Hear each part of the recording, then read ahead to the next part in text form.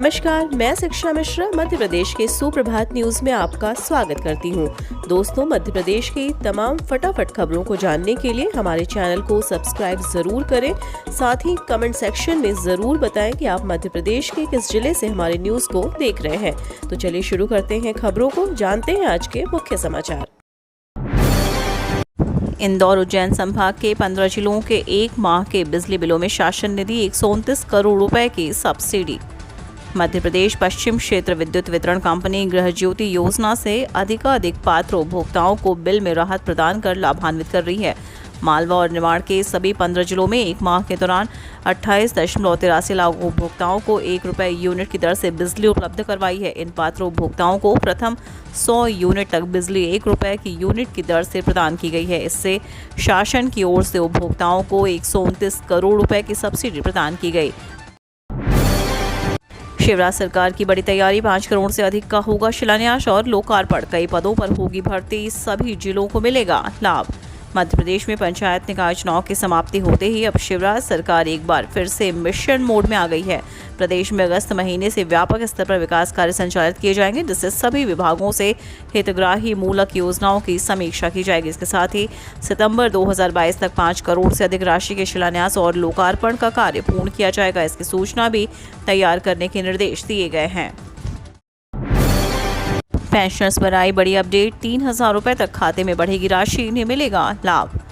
करोड़ों पेंशनर्स के लिए बड़ी खबर सामने आई है। दरअसल वॉलंटियर पेंशनर योजना के तहत 60 वर्ष की आयु प्राप्त होने के बाद न्यूनतम 3,000 रुपए प्रति माह पेंशन उपलब्ध कराई जाती है। वहीं इस मामले में कर्मचारी राज्य बीमा निगम ने एक विज्ञप्ति जारी की, जिसमें कहा गया कि योजना 2019 में शुरू की गई थी, जिसमें असंगठित क्षेत्र के 18 से 40 वर्ष के श्रमिकों को पेंशन का लाभ देने के लिए एक उम्र सीमा तक कुछ राशि का भुगतान करना होता है। सीएम शिवराज का बड़ा ऐलान, 1 साल के भीतर मध्य प्रदेश में 1 लाख सरकारी पदों पर होगी भर्ती।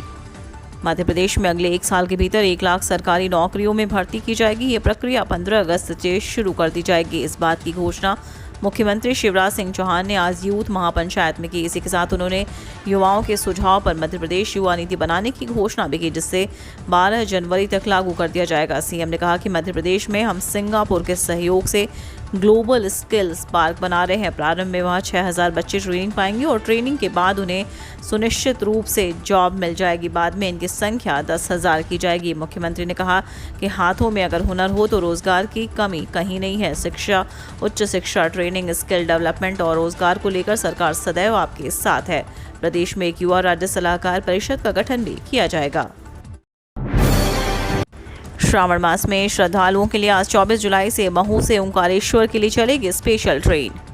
श्रावण मास में ओंकारेश्वर जाने वाले श्रद्धालुओं की सुविधा को ध्यान में रखते हुए रेलवे ने डॉक्टर अंबेडकर नगर स्टेशन से ओंकारेश्वर के लिए एक स्पेशल ट्रेन चलाने का निर्णय लिया है। रेलवे जनसंपर्क अधिकारी खेमराज मीना ने बताया कि डॉक्टर अंबेडकर नगर से ओंकारेश्वर के मध्य परिचालित की जा रही मीटर गेज ट्रेन में यात्रियों की भीड़ को देखते हुए आज रविवार से 21 अगस्त तक डॉक्टर अंबेडकर नगर से ओंकारेश्वर के मध्य स्पेशल ट्रेन का परिचालन किया जाएगा।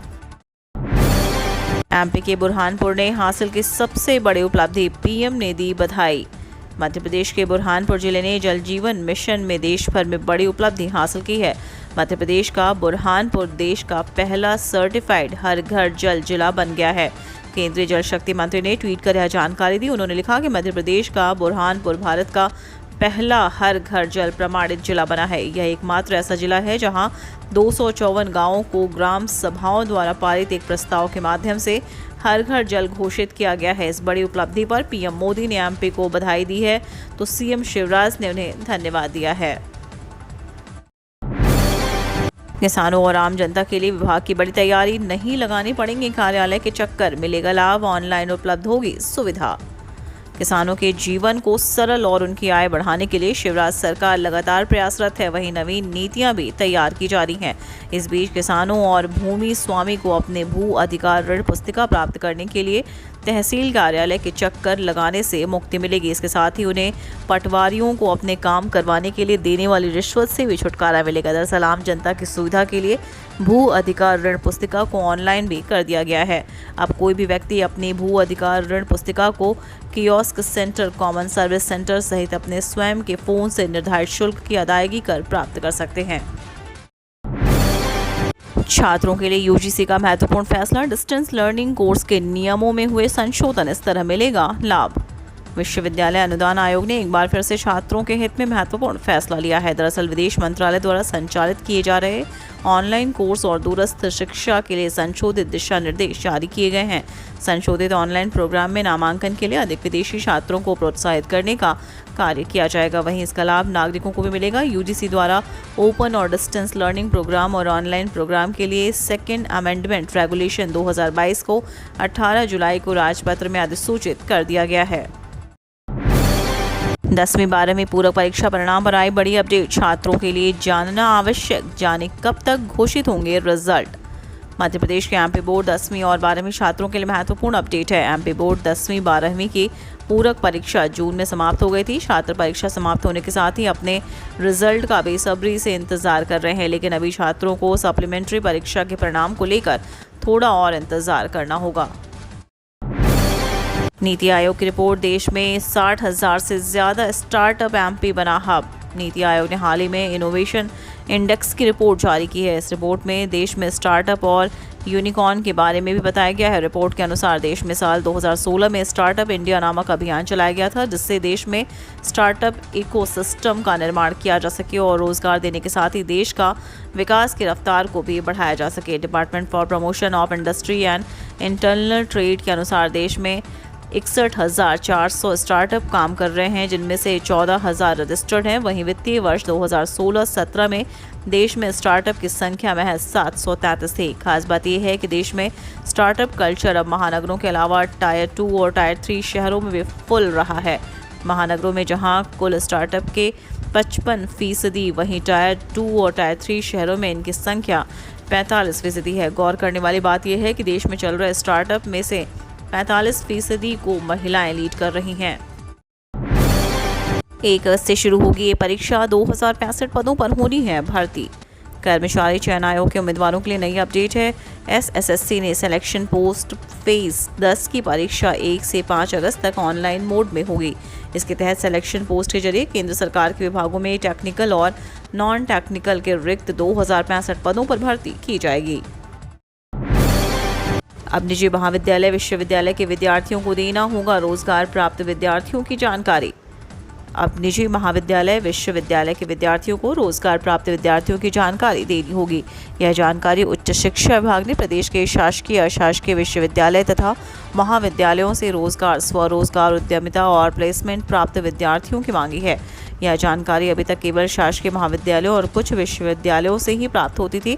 राष्ट्रीय शिक्षा नीति 2020 तथा आत्मनिर्भर मध्य प्रदेश को ध्यान में रखते हुए उच्च शिक्षा विभाग ने प्रदेश के सभी शैक्षणिक संस्थाओं से प्रति माह उक्त जानकारियां मांगी हैं। अब प्रदेश के सभी 56 विश्वविद्यालयों और 1360 महाविद्यालयों द्वारा प्लेसमेंट एवं रोजगार, स्वरोजगार की जानकारी प्रति माह स्वामी विवेकानंद करियर मार्गदर्शन योजना के आधिकारिक मेल आईडी पर उपलब्ध कराई जाएगी।